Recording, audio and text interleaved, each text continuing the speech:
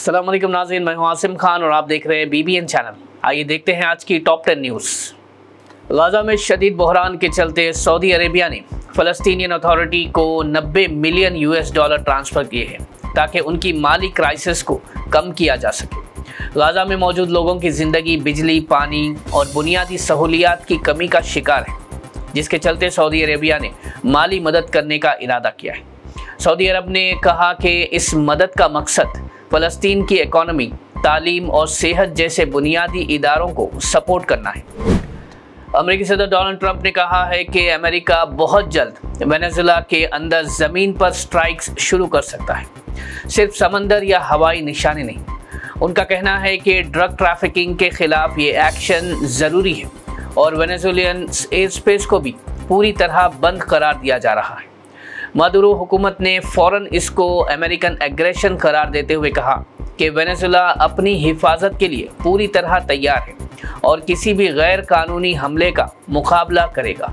इस कशमकश के दरमियान पोप लियो ने दोनों मुल्कों को अपील की है कि जंग के बजाय मुज़ाकरात और सियासी रास्ता इख्तियार किया जाए। अमेरिकी हुकूमत ने 19 नॉन यूरोपियन ममालिक से आने वाली तमाम इमिग्रेशन एप्लीकेशंस जैसे ग्रीन कार्ड, वीज़ा और सिटीजनशिप को फ़िलहाल के लिए रोक दिया है। अमेरिकी हुकूमत के इस फैसले का सबब सिक्योरिटी कंसर्न्स बताया गया है। इन मुल्कों में Afghanistan, Iran, Libya, Yemen, Cuba और वेनेजुएला शामिल हैं। अमेरिकी हुकूमत के मुताबिक एप्लीकेंट्स को अब इंटरव्यूज़ कैंसिल करने होंगे या फिर उन्हें दोबारा रिव्यू का सामना करना पड़ेगा।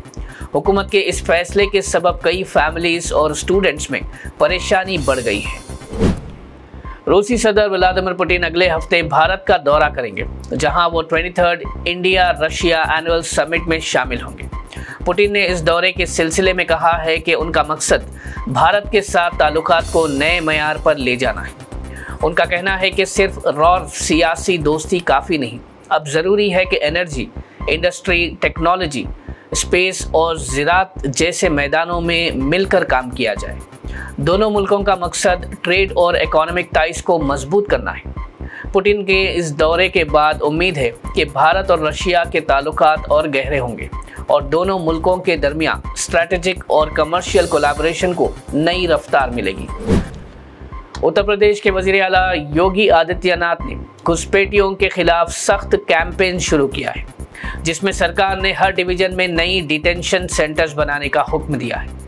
हुकूमत ने जुमला 17 अर्बन बॉडीज़ को कहा है कि अपने इलाकों में जितने भी शक की बुनियाद पर इलीगल इमिग्रेंट्स हो सकते हैं, उनकी पूरी लिस्ट तैयार कर ऊपर भेजी जाए। इस मामले में पहले मरहले का वेरिफिकेशन और फील्ड चेकिंग भी शुरू हो चुकी है, जहां डॉक्यूमेंट्स ठीक ना होने पर लोगों को इन डिटेंशन सेंटर्स में रखा जाएगा जब तक उनका वेरिफिकेशन मुकम्मल ना हो जाए, और जो लोग इलीगल पाए जाएंगे उनको उनके मुल्क वापस भेजने तक डिटेंशन सेंटर में रखा जाएगा। AIMIM party chief Asaduddin Owaisi ने सेंटर पर संचार साथी ऐप को लेकर सख्त तनकीद की, जिसे स्मार्टफोन कंपनीज को हर नया डिवाइस पर लाजमी तौर पर इंस्टॉल करने का हुक्म दिया गया है। असद ओवैसी का कहना है कि ये मोदी हुकूमत की एक और कोशिश लगती है जिससे आवाम की प्राइवेसी को नुकसान पहुंचता है और हर फ़ोन को स्नूपिंग का नया दरवाज़ा मिल जाता है। उन्होंने कहा कि हुकूमत ने इस ऐप के मुतालिक सर्कुलर को भी पब्लिक नहीं किया, जो ट्रांसपेरेंसी पर सवाल उठाता है। जबकि दूसरी तरफ कम्युनिकेशन मिनिस्टर ज्योतिरादित्य सिंधिया ने वजाहत दी कि संचार साथी ऐप फ़ोन में मौजूद रहेगा, मगर तब तक काम नहीं करेगा जब तक यूज़र खुद रजिस्टर ना करे, और अगर कोई चाहे तो इस ऐप को डाउनलोड करने के बाद डिलीट भी कर सकता है। तेलंगाना वज़ीर आला रेवंत रेड्डी ने तेलंगाना राइजिंग ग्लोबल समिट के लिए PM मोदी, राहुल गांधी और यूनियन मिनिस्टर अश्विनी वैष्णव को इनवाइट किया और कहा कि ये समिट रियासत के मुस्तकबिल को ग्लोबल सतह पर उभरने का एक अहम मौका है। उन्होंने बताया कि समिट का मकसद तेलंगाना को एक मॉडर्न, बिजनेस फ्रेंडली और टेक्नोलॉजी ड्रिवन स्टेट के तौर पर दुनिया के सामने पेश करना है। रेवंत रेड्डी का कहना है कि इस प्लेटफॉर्म से इंटरनेशनल इन्वेस्टर्स, इंडस्ट्री लीडर्स और एक्सपर्ट्स हैदराबाद आकर रियासत के ग्रोथ प्लान्स को समझेंगे, जिससे नौजवानों के लिए नए रोजगार और ट्रेनिंग के मौके पैदा होंगे। हैदराबाद में नए साल के इवेंट्स ऑर्गेनाइज करने वाले ऑर्गेनाइजर्स को साइबराबाद पुलिस से परमिशन लेना जरूरी है। ऑर्गेनाइजर्स को ये एप्लीकेशंस ऑनलाइन 21 दिसंबर 2025 से पहले देनी होगी और उन्हें टिकेटेड इवेंट्स के लिए कमर्शियल टिकेटेड फॉर्म भरना होगा और फ्री इवेंट्स के लिए non commercial non ticketed form भरना होगा। ऑफिशियल्स ने बताया कि इस डेडलाइन यानी 21 दिसंबर 2025 के बाद भेजी गई एप्लीकेशंस एक्सेप्ट नहीं की जाएगी। इसके अलावा ऑर्गेनाइजर्स को वेन्यू पर सीसीटीवी, सिक्योरिटी, क्राउड कंट्रोल और फायर सेफ्टी का इंतजाम करना होगा ताकि सेलिब्रेशंस सेफ रहे।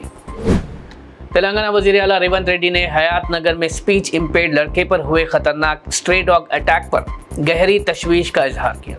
उन्होंने सीएमओ अफसरों को फौरन एक्शन लेने, लड़के को बेहतरीन तिब्बी इलाज मुहैया कराने का हुक्म दिया। साथ ही जीएचएमसी कमिश्नर को हॉस्पिटल जाकर लड़के के परिवार से मिलने, उनकी ज़रूरियात समझने और फौरन सरकारी सपोर्ट देने का भी हुक्म दिया।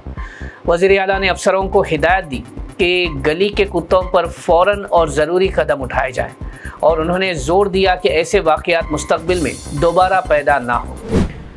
Goshamahal BJP MLA T Raja Singh ने एक वीडियो मैसेज के जरिए तेलंगाना वज़ीर आला रेवंत रेड्डी को हिंदू देवताओं के मुतालिक दिए गए बयान पर सख्त तनकीद का निशाना बनाया। उनका कहना था कि सीएम के बयान ने हिंदू अकीदे की हुर्मत को ठेस पहुंचाई है, जिस पर हैदराबाद के लोग भी नाराज़ हैं। राजा सिंह ने कहा कि ये मसला सिर्फ सियासत का नहीं बल्कि अकीदे की बेइज्जती का है और लोगों को हुकूमत से इसके मुतालिक जवाब तलब करना चाहिए।